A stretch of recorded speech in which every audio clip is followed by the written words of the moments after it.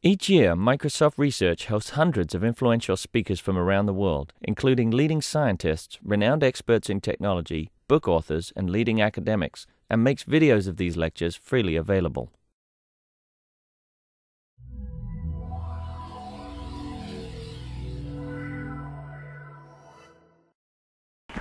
Okay, so the last speaker in the session is Bill Howe from University of Washington, who's going to continue the discussion around data science education.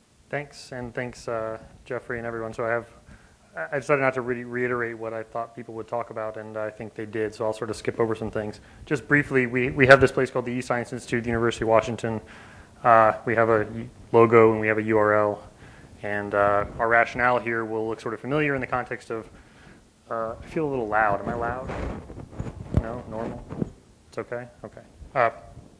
Will look familiar in this context of data science curricula. So the mission here is to proliferate the techniques and technologies of databases and data mining and machine learning and visualization and cluster and cloud computing among the sciences. And so this is the language we've been using for sort of 3 or 4 years, and now maybe we'd perhaps call this data science. And so I run sort of a big data group there, scalable data analytics. And we have some staff. We're sort of heavier on staff than we are on students for some of the reasons that we're talking about. The curricula is not quite decided yet. But we partner with people in CSE and other areas, including UW IT services.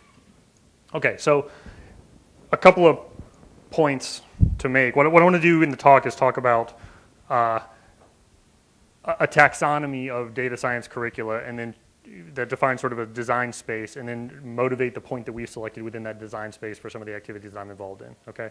And then it's up for debate whether this is the right one or not, I think.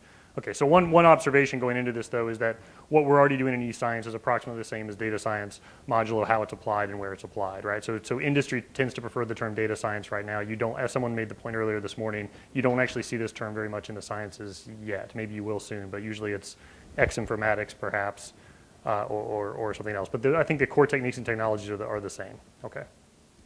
But if you go on, in industry, if you go on, say, dice.com and you type in data science, you get lots and lots of hits, sort of 10,000 jobs or something that have that in there, and they're actually in the title itself. And here's one that's sort of interesting, was at the Bill and Melinda Gates Foundation, and this is pretty recent. Okay, so if anybody wants a job, that's available. Okay, so some of the efforts we have in this space. This isn't actually exhaustive because it's sort of hard to define what exactly you mean by data science, but we have some things that are very clearly this, and the ones that are highlighted are ones that I'm going to talk a little bit more about that I'm specifically kind of leading in some sense, and those are a university educational outreach certificate program in data science, and I'm teaching the first course of that, and I'm on the sort of advisory board, and I sort of push them to create this thing. And then there's a Coursera course. As much as we love or hate MOOCs, we're going to, our philosophy was that the only thing that you shouldn't do is sit back and watch. So we're going to dive in and sort of see what we can do in this space, and we'll see whether it's a good idea or a bad idea after the fact. And this one, there's lots of Coursera courses going on in the computer science department at University of Washington, and I'm not going to talk broadly about the program.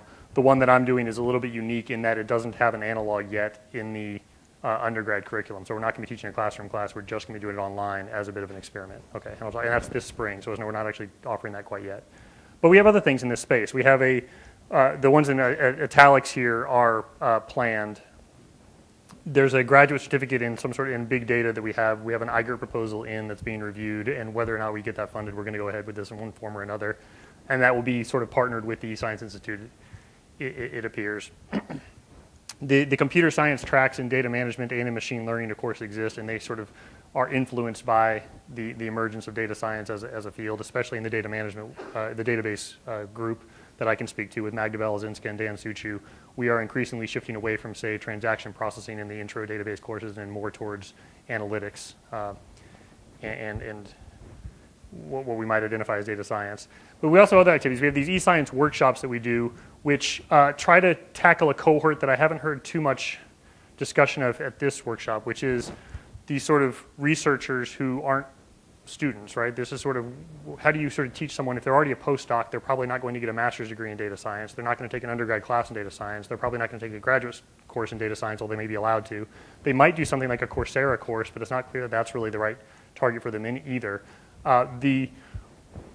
Greg Wilson, I saw here, who runs software carpentry, right? So this is a Python class. So he's cold called me and asked if we wanted to do this Python bootcamp that they offered, and the response, so we spammed out through the eScience, mailing list and so on, and the response was pretty spectacular. So I think this kind of short form workshop type of model has a lot of play in this area. That's not explicitly data science, that's sort of learning Python, but I think a data science in the same format would make sense here. So this is staff, this is postdocs, this is maybe even faculty in other fields and so on. Having some sort of opportunity for them to learn this stuff is appropriate. Okay, and then there might be a master's degree in eScience or data science, and that's in the early stages as well. Okay, and then I guess the one more mention that's up here that I didn't mention is I taught with Mike Ernst in CS, we taught an introduction to data programming, and we chose the term data programming because it didn't seem to be co-opted by anybody else yet.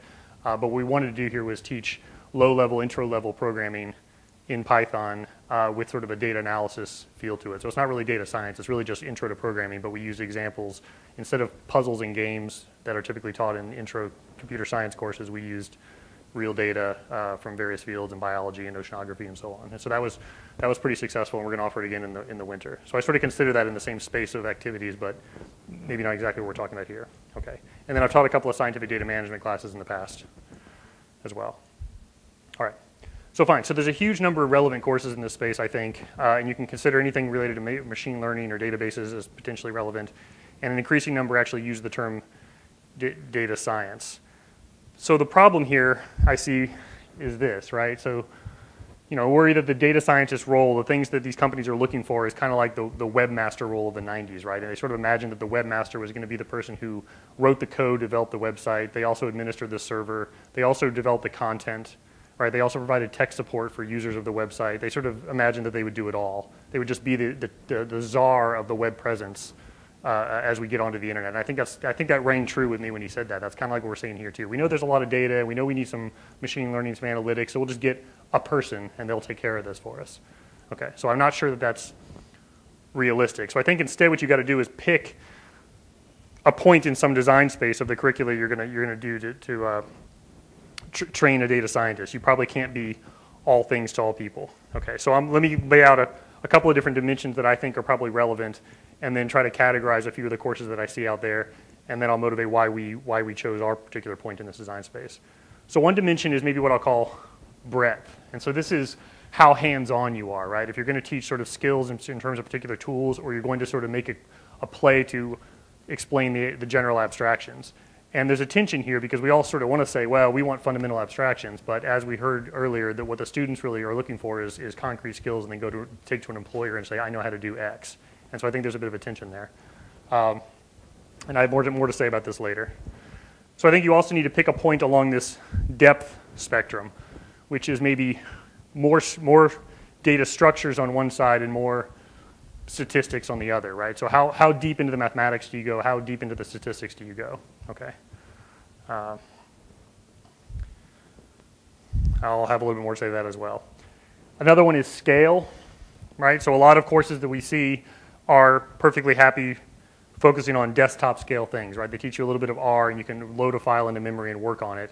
But then there's this whole big data story, things that go well beyond what can fit in main memory. And so whether you teach that or not changes pretty dramatically how much work it takes to develop the course, for one thing, but also what kind of skills you produce in the student that you're training. Okay. And maybe the fourth one is just the target audience, right? There's this, what I'm sort of calling hackers and analysts. There's people where this boils down to essentially prerequisites. Do you sort of assume that they need to know a little bit of programming? Do you assume that they need to know a lot of programming? Or do you kind of allow for these, I hate to say managers, but these analysts who are not necessarily so well versed in programming, but are certainly dealing with increasing amounts of data? And so this goes back to the quote that we heard earlier. I left the slide in. It'll come up again in a second. But in the McKinsey report, they sort of delineated the deep analytics people from the 1.5 million managers and analysts. And the question is, do you sort of focus on one or the other, or try to serve both? And so I think you need to. That's maybe the same spectrum, or maybe it's a fifth one. I agree. So okay. So fine. So there's these four dimensions. And I'm gonna do these little dial graphics when I show the courses in order to try to indicate what it is we're talking about. So sort of tools versus abstractions, structs or stats, desk or cloud, and hackers or analysts. Okay. And so you can imagine a certificate program that's just straight statistical analysis in R would look like this, right? It's sort of very tools focused. It has R right in the title. It's more stats focused than general programming. It doesn't care about scalable or parallel, and it's kind of oriented towards programmers, I would say. Fine. So it gives you a little language to describe these various courses. Excuse me. So another one might be Carnegie Mellon's machine learning with large data sets, where it's heavy on the machine learning, so it's very heavy on the stats, but they also make a commitment to talk about parallel algorithms, right? So they talk about a lot of Hadoop. And then they try to strike a balance, I think, between the tools and the abstractions. So there is a lot of Hadoop taught, for example. Okay, and I think it's probably this course is out of reach for a lot of the cohort that I describe as analysts. The prerequisites, I didn't actually look specifically what the prerequisites are, but you know, as you can see from some of the courses here, they assume quite a bit. Okay, so our intro to database course, CSE 344, is probably the other way. So it's less about stats, although we're getting increasingly that way, right? We're moving into the analytics space, but it's been traditionally about just database management. Heavy on abstractions, right? We don't really care about specific database vendors for it. We're not teaching you about Postgres or SQL Server, although you'll come out with some of those skills as a byproduct of doing the assignments. We are very focused on very large scale, right? We've added, MapReduce and Hadoop and Pig and all these sort of scale out platforms to the curriculum over the past 5 or 6 years. And then I think probably it's a computer science course, so we're sort of cheating towards the hacker side. However, Magda in particular has made a specific point of opening it up to non-majors, and so we definitely get people from other sciences and the iSchool, business school, and so forth. And so that needle kind of perhaps is shifting more towards the analyst folks. Okay. So this course was with Mike Franklin, who's a database guy, as you guys may know, and Jeff Hammerbacher, who is a co-founder of Cloudera and led the data team at Facebook. You guys know Jeff? Yeah, so he's fantastic. He used to be a quant on Wall Street, too. He's fantastic. So they taught a course last spring called Introduction to Data Science, and they sort of chose this point in the design space in my interpretation, of course. I haven't shown him this slide. Maybe he would disagree. But it's definitely heavy on the stats because Jeff knows that material quite well. It's not about big data at all. It's all the assignments are sort of in R. And the prerequisites required, some Python knowledge, some databases, some experience with databases, some experience with web programming like CSS and JavaScript, right? So it's pretty significant. So it's definitely targeting kind of a crowd of programmers that a narrow subset of who we think might need to be served by these data science courses. Okay, but it's a great course. I encourage you to take a look at some of the lecture material. There's an introduction to data science at Columbia that I think focuses more. The big difference here is perhaps it focuses more on the analyst. There's a lot of emphasis on visualization. There's a lot of emphasis on interpretation and storytelling with the data. However, there's also some deep statistics as well. Okay. EMC has a series of materials around data science and big data, and they're actually, you would think, well, EMC makes green plum, and so they have a kind of an obvious play in this space, and that's why they're sort of promoting it. They've done a pretty good job at not focusing too much on their own tools, actually. I think they really are interested in just sort of supporting this effort in general. And so anyway, so you can take a look at that as well. So our courses, we have a couple things going on that I want to talk about. So the first is a certificate program in data science, and this came out of another certificate program in cloud computing that they have been trying to get together for a while. And I eventually sort of helped them kind of get approval of the computer science department to go forward. So they tend to partner with one department on campus to approve these certificates. And then during the course of that, I said, well, look, what you guys really should be looking at is sort of a data science certificate. I think you get a lot of attention. And so they did. We formed a board. We discussed the curriculum. And we're offering it now this fall for the first time. It's a 3-course certificate, fall, winter, spring. And the response has been pretty big. It's hard to really count numbers because they actually cut off applications after they're filled up, and so we don't really know how much interest there was, which is too bad. It would have been nice data. But we do know that the applications for the information session was sort of quicker and higher than basically all their other certificate programs, and they have sort of on the order of 100 different certificate programs. So there seems to have tapped into something with the description and the title and so on. Okay. Fine. So my first course especially, and perhaps more generally all 3 courses in this certificate program, will look something like this, which is a little bit different. So, and I'm going to motivate why I chose these points. So I'm more interested in the abstractions rather than the tools. I'm actually more interested in the structs rather than the stats, which is maybe the one that's more controversial, right? And I'll try to explain why I think that's true. I think it's more important to think about cloud rather than desktop stuff, because there's lots of courses out there or there's lots of ways to go sort of learn a little bit of R to get by with that. If you're not talking about massive data sets, then I'm not sure that a new term needs to be invented. And then I'm actually very interested in tapping into what I'm calling the analysts, as opposed to just focusing on the hackers. Okay. And then the Coursera course as well, which I'll come back to at the end. Oh, and just for these numbers, right? So you get these ridiculous amounts of numbers of applicants, right? So there's 17,000 people signed up. Certainly far, far, far less than that will actually take the course, and far fewer than that will complete the course. But it's still interesting to see that, 2 quarters before we offer it, there's people that are sort of interested in this. Okay. All right, so this is the point we like. We like abstractions, structs, cloud, and analysts. All right, so for the abstractions, I think my point is take an example from what happened with MapReduce, right? So in 2004, there's this paper written from Jeff Dean at Google. In 2008, there's an implementation of MapReduce released. Also in 2008, perhaps the first and most successful add-on project to Hadoop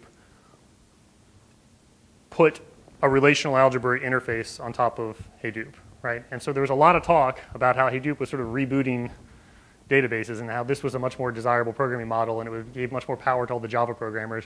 But the first thing they did with it is put relational algebra back on top. Not they. I mean, not to say that Chris Olson is the lead of Hadoop, but again, it was a very high-profile project. Soon thereafter, there's Dryad Link, which is not a Hadoop, of course, but it's a Hadoop-like system and also provides this beautiful relational algebra interface to it. Then in 2009, you actually literally had SQL on top of Hadoop, and this was Jeff Hammerbacher put this project together, and he's sort of known as a NoSQL guy. His main project was to put SQL on Hadoop. Then you have HBase, which is indexing for Hadoop. You have papers coming out about schemas and indexing and data representation issues for Hadoop. And now you have transactions in HBase being supported and so on. So you can see that people sort of incrementally are stacking back on all the things that they took out from databases. And so my point is not to sort of sing the praises of databases, although I like to do that too. It's to say that there are some common threads that you can perhaps teach that transcend specific technologies. Okay. But there's also been some permanent contributions. This isn't to say, oh, Hadoop, there's nothing new under the sun. We already figured out everything they taught us. Not exactly, right? Because there was not a lot of attention on at query time fault tolerance before Hadoop sort of made this problem apparent. There also was less attention on this kind of scheme. What I think, I like the term schema on read as opposed to schema on write. So databases were very much about, as it's going into the database, you have to ensconce it in some sort of a schema, and that's premature in a lot of cases, and difficult, and awkward, and slows down the sort of time to insight.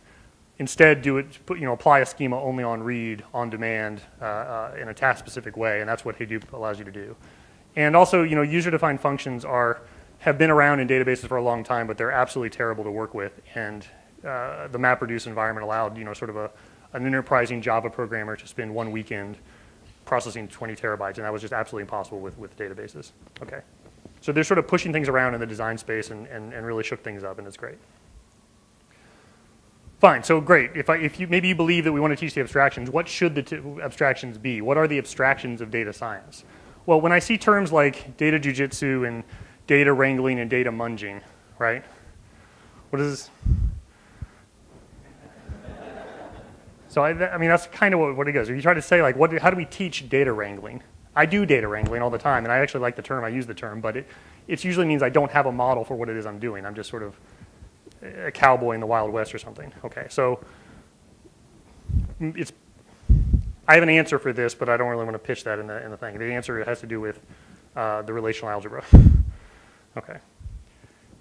Well, I guess I did pitch it a little bit. Sorry, I thought I took this out. So what are some candidates for the abstractions for data sciences? Well, matrices and linear algebra obviously is pretty important, right? Relations and relational algebra, I would argue, is important. Objects and methods, I would argue, not so much. Files and scripts, data frames and functions. If you know the term data frame, this is an R thing, right? The data model in R uses the notion of data frames. I think there's really only 2 reasonable candidates here, and it's either matrices and linear algebra or relations and relational algebra.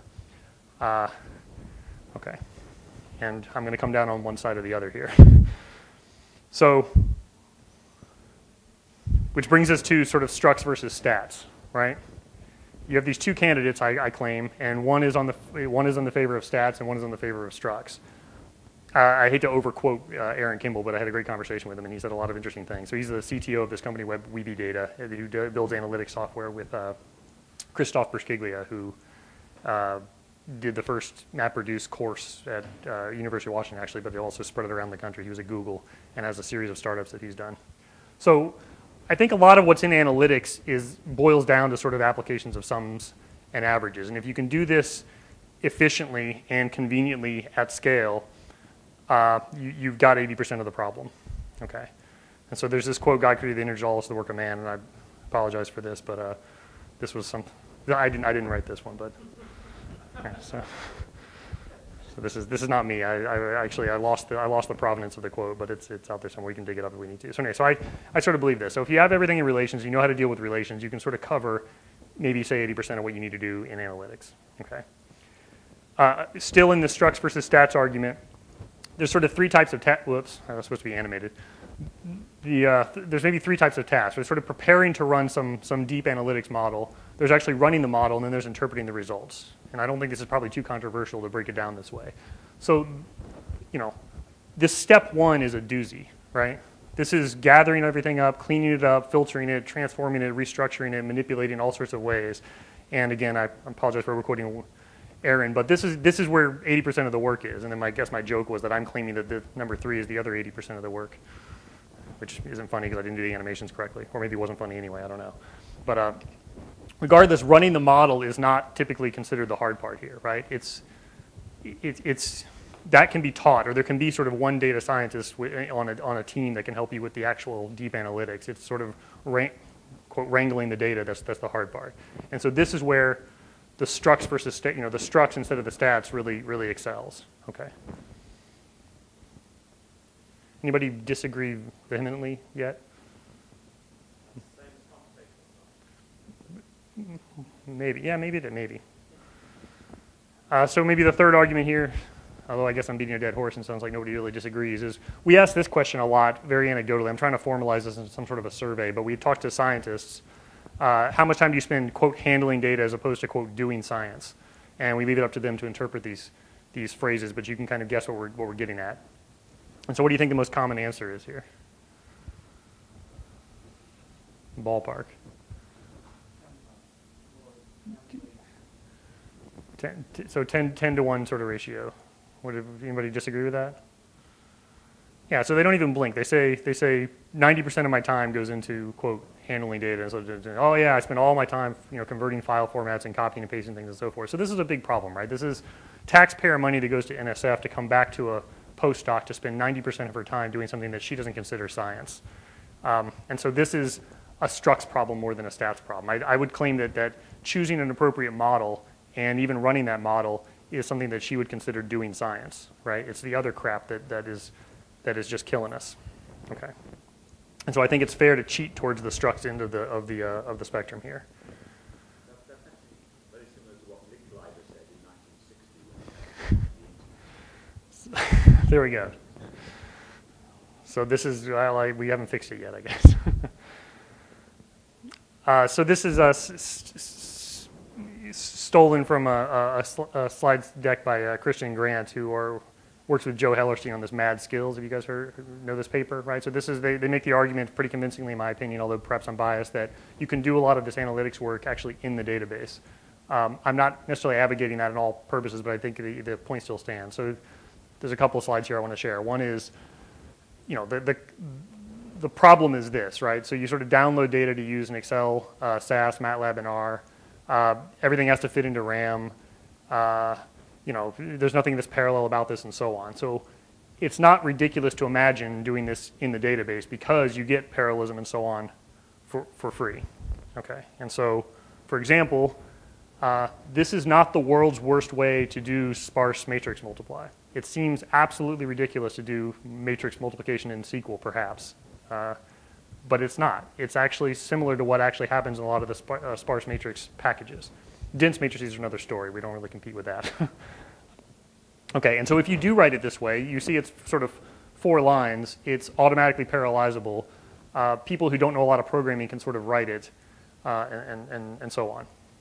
Moreover, you can combine this, compose this with other kinds of operations like filtering the data and cleaning up the data and so on, which are also expressible in SQL. And the optimizer will magically take care of this and do the right thing in the right order. Okay, this isn't something that's true about R, right? You can't sort of compose things together and have R magically optimize it for you. Okay. Maybe I'll skip this actually. So, desktop versus cloud. I think that maybe this one I think is probably the least controversial, but I think you really have to teach people about how to deal with data sets that are larger than memory, or else we're maybe don't really need to talk about a new curriculum. And so this is a slide that's verbatim from Jim Gray that he liked to say, where you can grep a megabyte in a second, you can grep a terabyte in 2 days, and so on. But at some point you have to have indexes to sort of limit the search. You can't just do linear scan all the time every time you do anything. And this is where these scale-out systems excel. This is where databases can help. Okay. And then finally, the hackers versus analysts. This is the quote that we've heard mentioned a couple of times. I think that it's a big number. I think we have to support them in some way. And I think that the way to do it is by focusing on, as I mentioned, some of these higher level interfaces to deeper analytics, as opposed to making them sort of all become masters in the mathematics. Okay. And then one final point, I guess, on the hackers versus analysts. This is a SQL query written in we have a tool called SQL Share that I like to talk about. I'm happy to talk to you about it offline, where we try to reduce databases down to just writing queries. No schema design, no sort of administration or setup or anything. You just upload data and write queries. And we have some people using it. So this is a postdoc in a oceanography lab who does a lot of biology. And she does literally zero programming, right? She doesn't know any Python, doesn't know any R, doesn't know anything. And this is the kind of SQL query she's banging out recently on her own. This isn't even guided by us. She'll ask questions every once in a while about some particular syntax element. And so I don't expect you to read through this, but if you look closely, you can see that it's actually doing sort of interval arithmetic. She's taking sort of 2 genomic sequences and computing their overlap and extracting that part out and doing things with it. I mean, this is pretty non-trivial stuff, right? This would give pause to graduate students in computer science, I think. Okay, so this is totally non-programmer. So I think these kind of languages are accessible to the analyst crowd as opposed to the hacker crowd. Okay, so fine. So this is back to this. Talked about these 2 courses. The final thing I want to talk about before we wrap up is the course. I've made the point that we want to, or I've tried to argue that we need to support scale, right? We need to worry about sort of cloud, large data sets. People need to come out of a course like this being able to say that they have worked with, say, 10 terabytes or something, right? This is an important thing to put on their resume, and I think the skill set changes when you sort of work with massive data sets. So how do we do this in the context of a MOOC, right? So delivering hands-on big data experience to 10,000 students concurrently is not necessarily trivial, right? If I put 10 terabytes up on my server and allow everybody to hammer on it at 3 a.m. the night before the assignment's due, we're gonna fall over. So the obvious choices, none of them really work, right? If we just rely on the free tiers offered by, say, Amazon and Microsoft, one micro instance is not big data, so it doesn't really fit the bill. There's academic discounts. You can get sort of education grants for things. Amazon, for example, gives you $100 a head, pretty much if you apply. There's really not a lot of filtering going on there. If you have a class and you're teaching a class that uses Amazon, you can get $100 a head. But $100,000 a head for 10,000 students is $1 million. And it invites abuse, right? You could sign up for the course and with the sole intention of just giving $100 of free credit and not actually plan on taking the course. So that's probably not going to work. You could also just say, well, forget it. We're going to make the students pay out of pocket to do this. It won't be that much, $50 to $80 to do some of these assignments. But we don't want to be the only non-totally free Coursera course. And it's unclear that we really even can require this, although maybe it's analogous to charging for a textbook, just saying you must buy this textbook. I don't know yet, but this isn't very desirable to me as an option. So the requirements here is we need it to be sort of inexpensive for us to offer, order $10,000 maximum. So 10,000 students for 10,000 gigabytes for $10,000. And we need to be fair, right? We can't say we're going to throttle usage of our cluster. And if the students who get on there first sort of consume all the resources, consume all the dollars that we've allocated, and the other people don't get to complete their assignment, right? That's a non-solution. Fine, so there's a bunch of ideas that don't really work. So our solution that we're going to kick around here, that we're trying to develop along with people at Amazon and at Microsoft as well, is keen on the idea that 10,000 students all working on the same assignment has an enormous amount of redundancy, right? They're all sort of doing almost the exact same thing, modulo people who make mistakes. And so you don't actually need to run 10,000 individual jobs that all do the same thing. So if we let them submit 10,000 jobs, prune that queue aggressively by removing exact duplicates, detect typical mistakes, and return cached results for those, right? If we can predict what people are going to do wrong, we can just send back the answer and say, here's the answer you would have gotten without actually doing the work. And then maybe do something fancier with global common subexpression elimination, right? If people do step A, B, and C, and then screw up step D, we can pre-compute A, B, and C in a shared way. And this is only feasible thanks to if we do these assignments in terms of these abstractions. If we allow you to write arbitrary Java code, we can't do this. If we allow you to write SQL statements or other kinds of abstractions, then this becomes feasible. Okay, and another approach we're considering here in this space is sort of do, whoops, sorry for the bug there, do sort of Kaggle-style prizes in the assignments, perhaps. And so this isn't a totally well-formed idea yet, and I invite feedback if you guys have any thoughts about this. But the idea would be something like you work on a debugging instance yourself, and then you submit your polished version to be run on the full-size data set. And your output from your debugging sessions is listed and is visible to all the other students. And they can look at them and inspect the code, perhaps, and vote on the one they want to see actually run. And then we take the top K one of those and actually run those for real. And so this opens up a lot of doors for sort of coasting through the course and not completing the assignment, which is bad. But it also has this kind of leaderboard aspect to it, where if you're the one who gets the most votes, you feel very proud of yourself, and that might be enough of motivation for people to actually try. Anyway, so it's a sort of a half-baked idea, but this is the kind of problem you need to think about when we're doing this Coursera course, and I thought I'd bring it up in this context. So that's all I really wanted to say.